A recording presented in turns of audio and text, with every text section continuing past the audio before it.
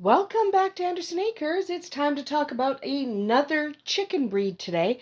And today I am going to talk about one that's a fairly big bird. Today I am talking about the Jersey Giant. These are the largest breed of domestic chicken. Yeah, Brahmas are big. These guys are bigger. So the Jersey Giant originated from New Jersey around the 1870s. It was first created by crossing black Langshan's with Indian games, and they were bred to be big. Okay, I am not kidding. They were taking the biggest birds available and crossing them to make them even bigger. So if the chick didn't end up being very big, it was culled from the breeding program. They were bred for size. The original birds were all black. Okay, they were called the Black Jersey, and they were all very heavy. They were strictly bred for being heavy. So the American Jersey Black Giant Club was formed in 1921. So the Jersey Giants were admitted to the American SOP, the Standard of Perfection, in 1922. That was just the black. Then the white was admitted in 1947.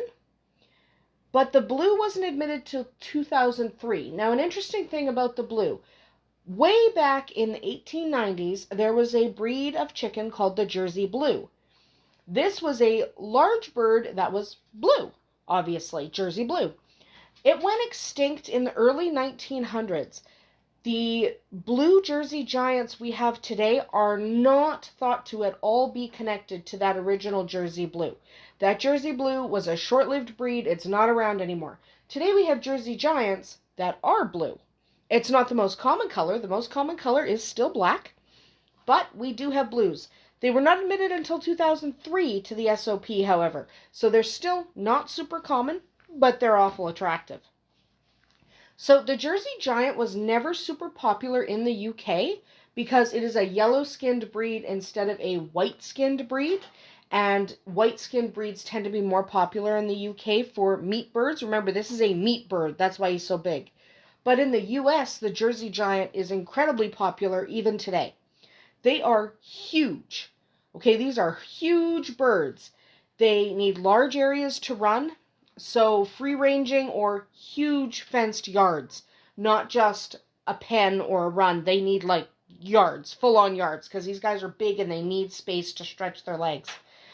For housing, coops don't tend to work because these are huge birds. These guys are too big for a chicken coop. You buy a chicken coop off Amazon, they're not going to fit. Typically what people do is they use converted sheds or barns to house their Jersey Giants. Think of them like turkeys. They're not quite as large as some of the larger turkeys, but you kind of have to think that way in terms of housing them, simply because they are so big. They just need bigger everything. So think more space, they need bigger housing. So if all you are is set up for your standard size chickens, these guys aren't going to fit in the housing you have available. It is important that before you get your Jersey Giants, you are prepped for how large they are, because they simply won't fit in a standard chicken coop. So make sure that you have some kind of housing that is appropriate for them. Most people just use barns. You know, they'll use a stall in their barn for their Jersey Giants for indoor housing and then let them out to free range, because that is typically the situation that works best for Jersey Giants. Very big birds, need a lot of space. They can't fly, so they can be contained by a fence, but again, you want to make sure that they have the space. So you can use a fenced yard to keep them contained. Chain link fence works fine. 4 feet works fine. They generally can't get over it. These are heavy birds. They can jump a little bit, so if you're worried about them escaping, maybe do a 6-foot fence, but I've seen them successfully contained with a 4-foot fence. They do eat a lot of food, and they need good quality feed. Because of their size, they need the protein. So cutting corners and trying to cheap out on the feed generally leads to health problems. They have to have adequate nutrition for proper growth, especially when they are young. So your feed bill will be really expensive with these guys. So just bear that in mind. It is one of the downsides to the Jersey Giants is simply how much they eat and the quality of food they need. They are far more expensive to keep than something like your Orpington or your Leghorn. So just bear that in mind before you get them.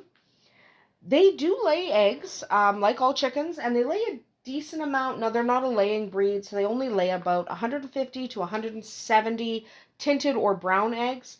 So they don't lay a ton, but they lay enough that you could use them sort of as a dual purpose breed. So if that's what you're into, you could pull it off. And they are available in black, white, and blue. Those are the acceptable colors if you're going to show your birds. There's a couple of other experimental colors out there, and they can look pretty cool. So there's some color variety, but not a ton. Like I said, they are bred for meat, and they are also bred for conservation because you do want to keep their numbers up so they don't get truly endangered like some of the chickens that we've talked about. So most people breed them for meat. Some people just breed them for pets because they are gentle giants. They're easygoing and they're hardy. They can handle most climates. They're really nice birds to have around. They just happen to be really big. Even the roosters tend to be pretty friendly. So that's about it for us here today at Andersen Acres. I hope you enjoyed learning a little about the Jersey Giant. We'll see you tomorrow.